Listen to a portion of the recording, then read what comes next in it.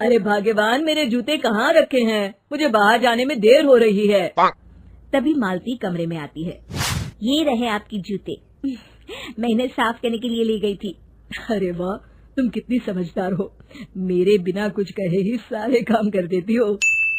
तभी मालती झिझकते हुए रमेश से कहती है, सुनिए जी, आपसे एक बात कहूँ, बुरा तो नहीं मानेंगे ना? अरे नहीं नहीं, बेफिक्र होकर कहो। शादी से पहले मैं अपने मायके में नौकरी करती थी। मैं चाहती हूँ कि अब मैं फिर से नौकरी करना शुरू कर दूं। वैसे भी सारा दिन घर में बोर हो जाती हूँ। देखो मालती, तुम्हारे नौकरी करने से मुझे कोई ऐतराज नहीं है, लेकिन तुम्हें एक बात बता दूं, हमारे खानदान में आज तक कभी किसी औरत ने नौकरी नहीं की। फिर भी एक बार तुम माँ से पूछ कर देखो, अगर वो तुम्हें नौकरी करने की इजाजत दे देती है तो अच्छी बात है। रमेश वहाँ से चला जाता है। फिर उसी शाम मालती अपनी सास के पैर दबा रही होती है। तभी उसकी सास मालती से कहती है, अरे क्या बात है बहू, आज तो ठीक तरह से मेरे पैर नहीं दबा रही। किसी ख्याल में खोई पड़ी है क्या? मैं भी तो जानूं आखिर बात क्या है। दरअसल वो माँ जी। अरे हाँ हाँ बोलो, इतना सोच क्यों रही हो? माँ जी, अगर आप बुरा न माने तो मैं नौकरी करना चाहती हूँ। घर के काम करने के बाद मेरे पास काफी वक्त बच जाता है।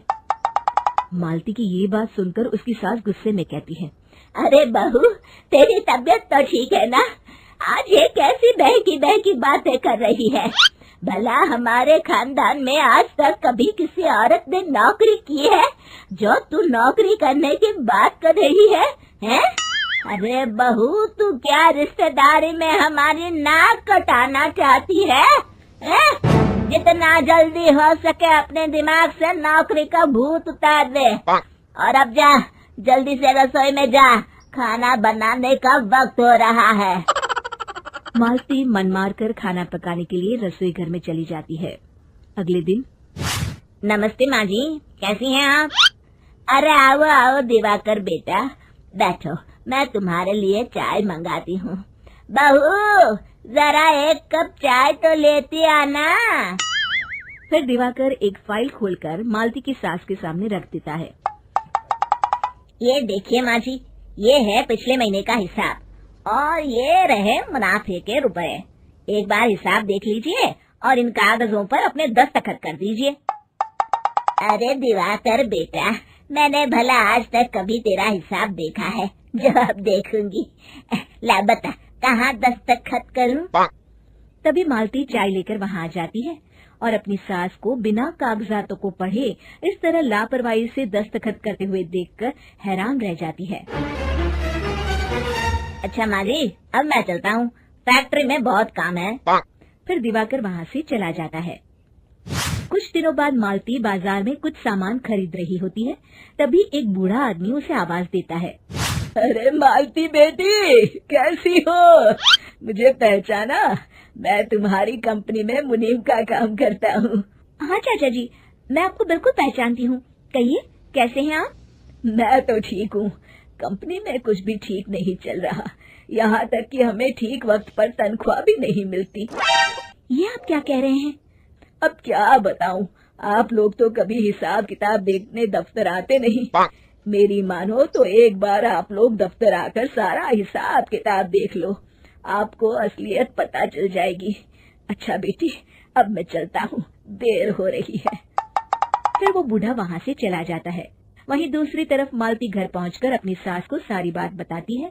तभी वहाँ रमेश भी आ जाता है, लेकिन मालती की सास मालती की किसी भी बात पर विश्वास नहीं करती। तभी रमेश कहता है, अरे माँ, बिना आग के कभी धुआं नहीं उठता। जब मालती इतना कह रही है तो हमें एक बार दफ्तर चलकर देख लेना चाहिए। वैसे भी हम लोग काफी दिन से अपने दफ्तर नहीं गए हैं। इस तरह किसी एक आदमी के भरोसे काम छोड़ना मुझे भी ठीक नहीं लगता। अगले दिन वे सभी अपने दफ्तर पहुंचते हैं और सीधे दिवाकर के कैबिन में जाते हैं। अचानक सबको एक साथ देखकर दिवाकर चौंक जाता है। अरे माँ जी, आप सब लोग अचानक यहाँ कैसे आ गए? अगर कुछ काम था तो मुझे एक फोन कर दिया होता, मैं आपके घर आ जाता। तभी मालती की सास कहती है, अरे दिवाकर बेटा, आज मैं हिसाब देखने दफ्तर आई हूँ, जरा मुझे पिछले 6 महीनों का हिसाब दिखाना तो बेटा। दिवाकर घबराते हुए हिसाब की फाइल मालती की सास को देता है। मालती की सास फाइल लेकर मालती को देती है और कहती है, ले बहू, देख ले हिसाब। मालती फाइल को बड़े गौर से देखती है और अगले ही पल उसे सारी गड़बड़ी समझ में आ जाती है। वो अपनी सास से कहती है, माँ जी, मुनीम चाचा बिल्कुल सही कह रहे थे।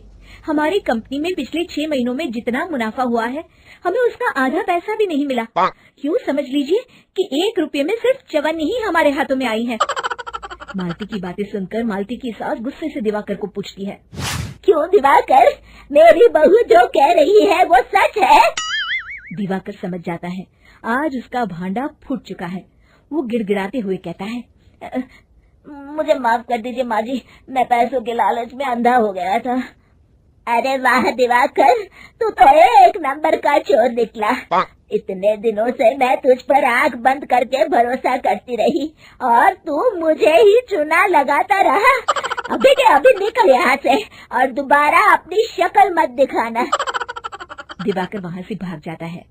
मालती की सास मालती को शाबाशी देते हुए कहती है, बहू, आज मैं समझ गई कि पढ़ाई लिखाई हमारी जिंदगी में कितनी जरूरी है। मैं बहुत किस्मत वाली हूँ जो मुझे तुझ जैसी बहू मिली है। शिक्षा, पढ़ाई लिखाई का इस्तेमाल सही जगह करके हम दुनिया में बहुत कुछ बदल